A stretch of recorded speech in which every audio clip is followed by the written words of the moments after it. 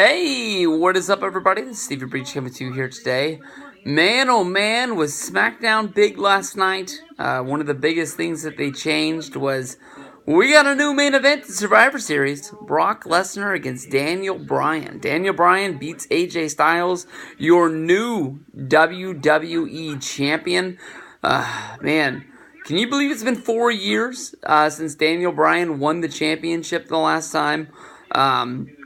What he went through, what we went through, being on the road to getting back to recovery, the road to getting back to being cleared, going back out on the road. I'll be 100% honest. I honestly thought that WWE gave in. They let Daniel Bryan wrestle again. I thought that he was going to be used as sort of like an attraction. Where if you go back and you read all the stories about Ultimate Warrior beating Hulk Hogan at WrestleMania 6, Ultimate Warrior was supposed to be the new Hulk Hogan. But Hulk Hogan was supposed to be used almost like Andre the Giant was being used at that time, where, Hogan wasn't going to do TV, but Hogan was going to be on house shows. He was going to be heavily advertised. He'd still be marketed with figures and dolls, lunch boxes and backpacks. He would wrestle on the pay-per-views, but he wasn't going to be the main event champion. He was still going to be used to sort of like on the card to use that name value, but he wasn't being squeezed out. He just wasn't going to be the guy anymore. And I thought that's what Daniel Bryan was going to do. He was going to come back. He was going to wrestle matches against Kaz. He was going to wrestle matches against The Miz.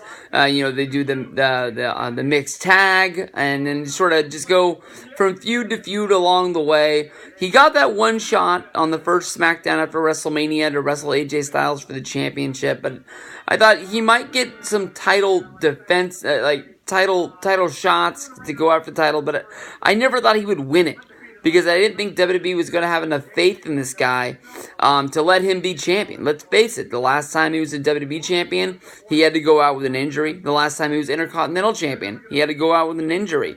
And both of those times, WWE had to strip him of the championship. They weren't able to use the title for a little bit because they had to find a way to put the title on somebody new. And it sort of just destroyed all the plans that WWE had. They ended up having to put... The last time that Daniel Bryan was champion, he was supposed to be champion from WrestleMania to SummerSlam. At SummerSlam, he was going to wrestle against Brock Lesnar, the match that we're getting now at Survivor Series, where Brock was going to come in and Brock was going to destroy Daniel Bryan. There was not going to be any hope for him in that match. If you think about what the match was between Brock and John Cena, that's the match that we were supposed to get at Survivor Series last year. We were supposed to get at SummerSlam that year. So, that was the hopes of Daniel Bryan's championship run. Even with the yes, even with the people pouring into the New Orleans Superdome to see him win the championship and cheer him on, it just didn't last long, and it wasn't supposed to last that long. Even if he wasn't injured, even if there was no problems with his home life, with his father passing away, none of that built into it. The storyline was set in stone. Brock's going to get the title, and Brock's going to go on a run with that title. I think that the hopes was Brock was going to hold it all the way until WrestleMania 31, and his storyline just started changing along the way. I think everybody's seen the behind the scenes of Roman Reigns, the WWE 24 episode from WrestleMania 31 weekend, when the thought was Roman was going to beat Brock, and then somebody got the decision like, hey, what if Rollins cashed in and made it a three-way and Rollins won the belt? And then Rollins got to go on one hell of a run with the championship. But I'm excited for this match. If you're a fan of Total Bellas and Total Divas, at one point they had Daniel Bryan trying out to see if he could be a coach at the Performance Center, if that was something that he would want to do to extend his career in WWE. And he was training with Sami Zayn. And he showed Sami Zayn his fighting style that he was going to use for his match against Brock Lesnar, is that he was going to try to get low. He was going to use his speed and rolls, so it would be hard for Brock Lesnar to get his hands on him.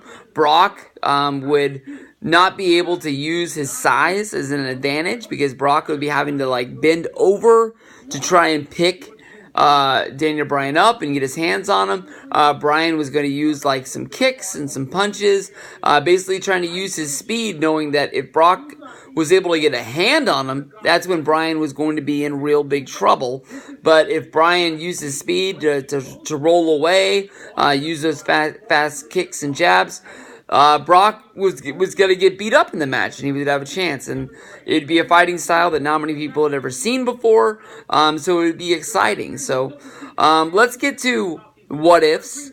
I think that this is I think that this honestly could happen. It was my first thought of what could happen, but it doesn't really make sense in the grand scheme of things that it's supposed to be Raw versus SmackDown to see which brand is better. We're supposed to keep score like it's a baseball game. Every win on the pay-per-view counts as a point for your team. And hopefully when it's all said and done, one team has enough wins to say that they won Survivor Series and they have bragging rights for the next year.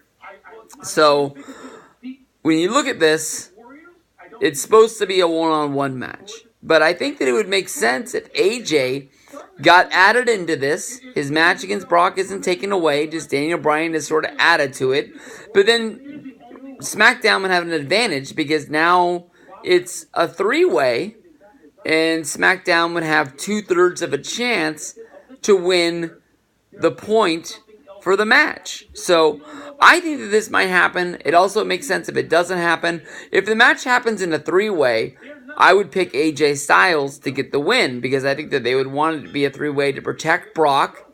SmackDown would be able to get the win and hopefully win this. If SmackDown doesn't win this, I have no clue what's going on in WWE because of how weak the Monday Night Raw teams are on the men's team, on the tag teams, and on the women's teams. SmackDown should sweep all three of those matches. I would understand if Brock beat Bryan just straight up in a one-on-one match because I just think that that's what it does. But if it's a three-way, you could have AJ be the one who beats Daniel Bryan.